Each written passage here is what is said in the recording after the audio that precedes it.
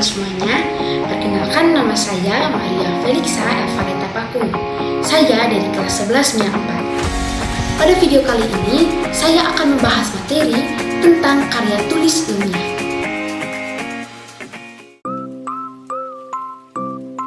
Menurut Kamus Besar Bahasa Indonesia, karya tulis ilmiah adalah karya tulis yang dibuat dengan eksperimen, observasi, dan kajian pustaka.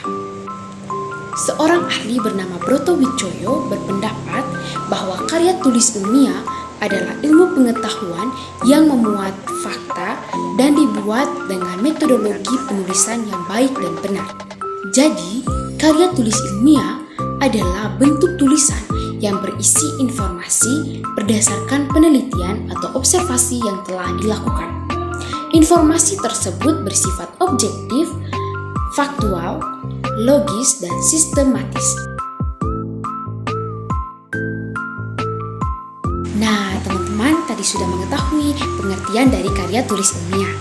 Maka selanjutnya teman-teman juga perlu tahu bahwa karya tulis ilmiah punya berbagai jenis. Yang pertama ada artikel. Artikel merupakan jenis karya tulis ilmiah yang berisi tanggapan atau pendapat subjektif mengenai suatu masalah atau peristiwa. Yang kedua, makalah. Makalah adalah tulisan yang berisi informasi dan data yang didapatkan dari lapangan.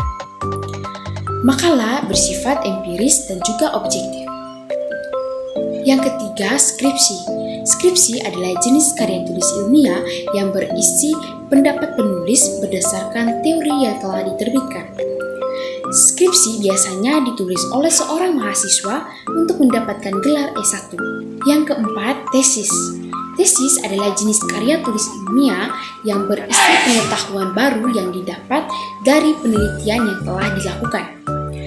Tesis sendiri biasanya ditulis oleh seorang mahasiswa yang telah menyelesaikan S1 dan ditulis untuk mendapatkan gelar S2. Yang kelima, disertasi. Disertasi adalah jenis karya tulis ilmiah yang berisi hasil analisis oleh penulis yang kebenaran, kecocokan, dan keakuratan data dapat dibuktikan dengan realita yang ada. Disertasi biasanya ditulis oleh seorang mahasiswa untuk mendapat gelar S3. Selanjutnya, struktur dari karya tulis ilmiah. Yang pertama itu ada judul. Judul itu ditulis menggunakan huruf kapital semua, serta ditulis menggunakan satu frasa, dan ditulis dengan lengkap dan juga jelas. Sedangkan untuk anak judul, itu ditulis menggunakan huruf kapital hanya pada awal setiap kata.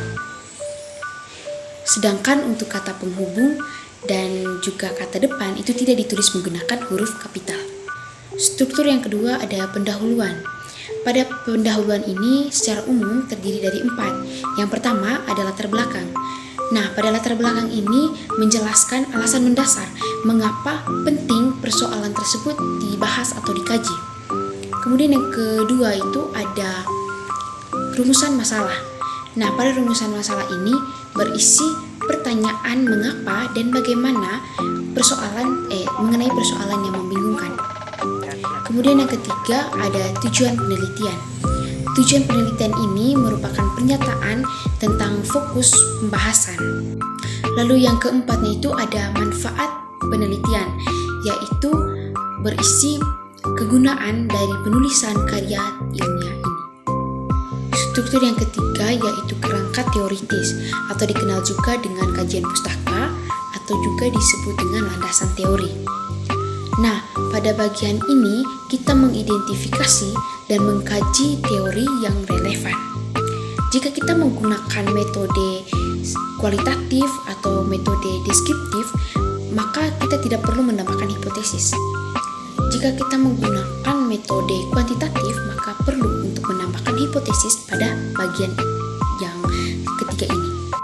Struktur yang keempat yaitu metodologi penelitian. Metodologi penelitian berisi prosedur atau tahap-tahap penelitian seperti jenis penelitian, penentuan sumber data, serta pengelolaan dan pelaporan data.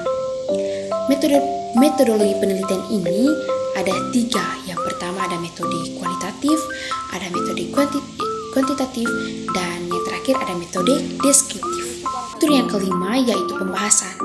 pembahasan berisi paparan tentang isi pokok dari karya ilmiah yang ditulis.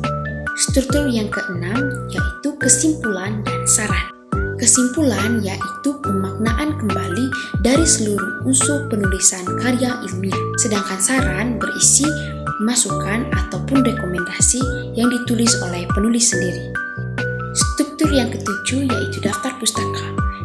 Daftar pustaka yaitu daftar rujukan atau sumber yang digunakan dalam penulisan karya tulis ilmiah.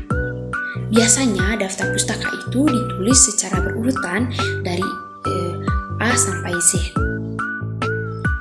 Nah, sekarang kita akan membahas bagian yang terakhir dari karya tulis ilmiah, yaitu kaidah kebahasaan. Yang pertama, kalimat efektif. Penggunaan kalimat efektif ini maksudnya kalimat tersebut harus berpola benar dan mudah dipahami dengan cepat dan juga tepat. Berikut ini ada contohnya. Yang kedua, kalimat pasif. Berikut ini adalah contoh dari kalimat pasif. Penggunaan kalimat bentuk pasif pada karya tulis ilmiah bertujuan untuk menghilangkan pelaku manusia, sehingga unsur kalimat yang berperan sebagai subjek dapat dijadikan pokok persoalan yang akan dibahas pada karya ilmiah. Dengan menghilangkan pelaku dan lebih mementingkan peristiwa yang terjadi, karya tulis ilmiah akan bersifat objektif. Yang ketiga, kata ganti. Kata ganti yang digunakan pada karya tulis ilmiah yaitu kata ganti impersonal atau tidak bersifat pribadi. Contohnya itu penulis atau peneliti. Keempat, akurat, artinya sesuai dengan fakta. Yang kelima, tidak ambigu, artinya tidak menimbulkan penafsiran yang ganda.